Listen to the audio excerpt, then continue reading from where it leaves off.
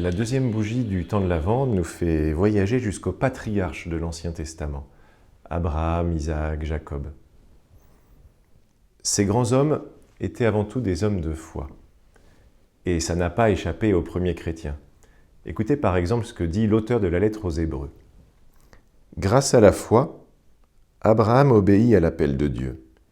Il partit vers un pays qu'il devait recevoir en héritage, et il partit sans savoir où il allait. Vous voyez, Abraham part sans savoir où il va. Et parfois, Dieu nous demande un peu cela, de savoir nous jeter dans le vide, en sachant qu'il va nous recueillir avec sa main, mais malgré tout, il nous demande de savoir lui faire confiance. Grâce à la foi, Abraham vint séjourner en immigré dans la terre promise, comme en terre étrangère. Il vivait sous la tente, ainsi qu'Isaac et Jacob, héritiers de la même promesse, car il attendait la ville qui aurait de vraies fondations, la ville dont Dieu lui-même est le bâtisseur et l'architecte. Grâce à la foi, Sarah, elle aussi, malgré son âge, fut rendue capable d'être à l'origine d'une descendance parce qu'elle pensait que Dieu est fidèle à ses promesses. Voilà la foi, penser que Dieu est fidèle à ses promesses. C'est pourquoi, finit l'auteur, d'un seul homme déjà marqué par la mort, a pu naître une descendance aussi nombreuse que les étoiles du ciel et que le sable au bord de la mer, une multitude innombrable. Voilà ce que produit la foi, de grands fruits. Tout le peuple d'Israël provient de la foi d'Abraham. La naissance du Fils de Dieu, à laquelle nous nous préparons, exige aussi de nous la foi. Alors qu'est-ce que ça veut dire, la foi? Est-ce que la foi, ça veut dire croire en Dieu? Bien sûr, dans le langage courant, on dit avoir la foi, c'est croire en Dieu.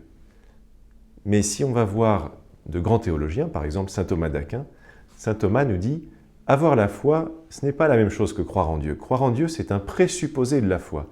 Mais avoir la foi, c'est croire Dieu. Qu'est-ce que ça veut dire, croire Dieu? Ça veut dire, je crois ce que Dieu dit parce que c'est Dieu qui le dit et je lui fais confiance.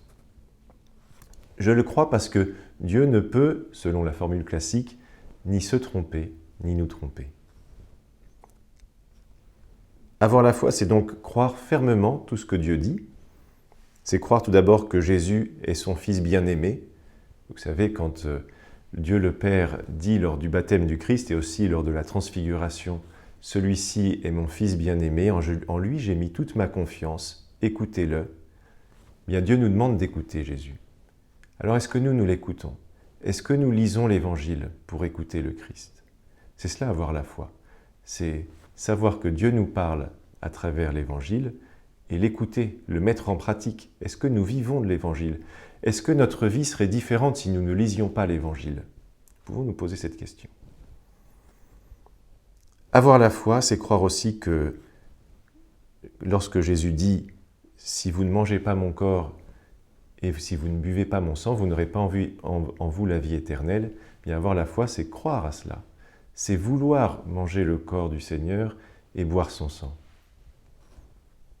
Avoir la foi, c'est croire Dieu quand il dit qu'il rend heureux ceux qui l'appellent. C'est croire Dieu quand il dit « Si tu veux être parfait, va, vends tout ce que tu possèdes, puis viens et suis-moi, et tu auras un trésor dans les cieux. » Alors le Seigneur ne nous demande pas forcément de vendre tout ce que nous possédons, mais en revanche, il nous demande d'être disposés à le faire. Il nous demande d'être disposés à tout laisser derrière nous pour le suivre lui. Voilà, c'est cela, avoir la foi, c'est être prêt à choisir Dieu tout le temps, toujours et en toutes circonstances.